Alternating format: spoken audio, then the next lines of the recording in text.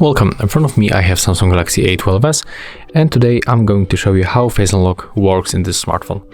So let's make a few tries.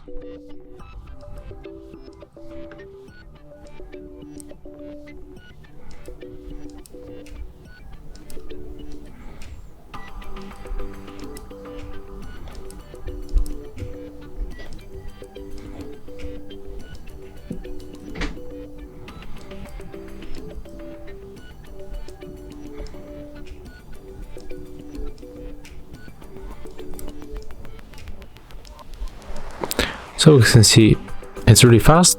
It's a little bit slower than the fingerprint sensor, but it also works really good, and it's reliable. It recognizes my face every time. Oh, right now it's face not detected.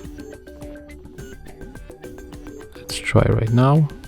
Okay, so as you can see, it works every time. So if you find this video helpful, remember to leave a like, comment and subscribe to our channel.